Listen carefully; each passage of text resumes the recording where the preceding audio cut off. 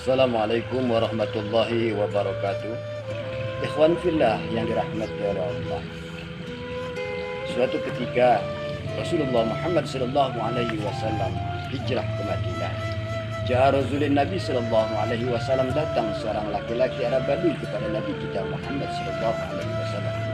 Dan Arab Badui ini datang kepada Nabi mengucap dua kalimat syahadat lalu masuk Islam, dan selanjutnya Arab Badui ini minta izin kepada Rasulullah Muhammad sallallahu alaihi wasallam untuk hijrah ke Madinah. Dan Rasulullah pun mengizinkan. Lalu Rasulullah Muhammad sallallahu alaihi wasallam meminta kepada para sahabat untuk menjaga Arab Badui ini supaya sampai ke Madinah. Maka singkat cerita, dalam satu perjalanan yang pada akhirnya terjadi peperangan antara kaum muslimin dengan orang kafir Quraisy.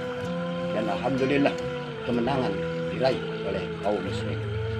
Dan seperti biasa, kebiasaan daripada Rasulullah Muhammad SAW, setiap terjadi kemenangan di dalam peperangan, Rasulullah Muhammad SAW membagikan harta kekayaan, membagikan ghanimah kepada para sahabat, tak terkecuali Arab Badui tadi.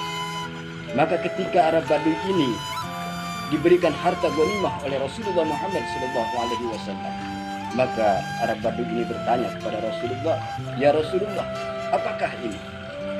Maka kata Rasulullah, "Wahai Arab Badui, ini adalah bagianmu, di mana setiap kali kami melakukan peperangan dan kami menang melakukan peperangan, maka setiap para sahabat akan mendapatkan harta ghanimah." Lalu apa jawab Arab Badui? "Ya Rasulullah, saya masuk Islam. Saya bersyahadat di hadapanmu ya Rasulullah. Dan saya ikut berjuang dan saya ikut hijrah ke Madinah. Bukan ini yang saya inginkan ya Rasulullah." Maka kata Rasulullah Muhammad SAW, "Wahai Arab Badui, apa sebetulnya keinginanmu?" Maka kata Arab Badui, "Ya Rasulullah, saya ikut bersama-sama dengan berperang denganmu wahai Rasulullah, dan juga berperang dengan para sahabat. Keinginan saya adalah di saat peperangan ada anak panah yang menancap di leher saya, dan lalu saya jatuh ke tanah, dan sesuai dengan janji Allah dan Rasulnya, saya akan masuk surga di dalam peperangan itu." Maka dengan lembut Rasulullah SAW menyampaikan, "Wahai Arab Badui, kalau memang itu yang kau inginkan dalam hatimu yang paling dalam, dengan keikhlasan hatimu, mudah-mudahan Allah Subhanahu wa Ta'ala mengabulkan." Ikhwan fillah yang dirahmati oleh Allah, maka singkat cerita, akhirnya dalam perjalanan itu pun terjadi peperangan kembali, di mana kaum muslimin dihadang oleh kaum kafir Quraisy.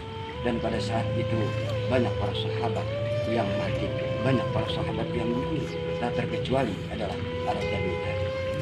Maka Rasulullah Muhammad SAW pun melihat si Arab Badui tadi sesuai dengan janjinya, sesuai dengan apa yang dikatakan oleh Arab Badui tadi. Maka Rasulullah melihat anak panah menancap di lehernya. Ikhwan fillah yang dirahmati oleh Allah Subhanahu wa Ta'ala. Lalu hikmah apa yang bisa kita ambil dari peristiwa ini adalah keinginan, cita-cita seseorang. Orang yang cinta kepada dunia, maka cita-citanya, keinginannya hanyalah untuk dunia. Tapi sebaliknya, orang yang cinta kepada akhirat, maka keinginannya, cita-citanya dalam kehidupan adalah untuk akhirat. Ia gantungkan cita-cita itu setinggi langit untuk akhiratnya, seperti halnya yang dikatakan oleh Arab Badui, "Ya Rasulullah, saya ikut bersamamu ya Rasulullah. Saya berjihad denganmu. Keinginan saya adalah anak panah menancap di leher saya, lalu saya jatuh ke tanah, dan sesuai dengan janji Allah dan Rasulnya, saya akan masuk surga." Ikhwan fillah yang dirahmati oleh Allah, inilah suatu kejujuran seseorang yang baru masuk Islam. Dia ingin punya cita-cita, dan cita-citanya itu adalah cita-cita yang sangat mulia, yaitu ingin masuk surga, berjihad ingin masuk surga. Lalu bagaimana dengan kita?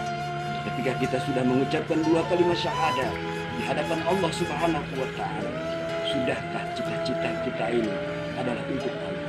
Sudahkah cita-cita kita ini untuk akhirat ketika kita mengucap dua kalimat syahadat? Oleh karena itu, jujurlah dengan cita-cita kita.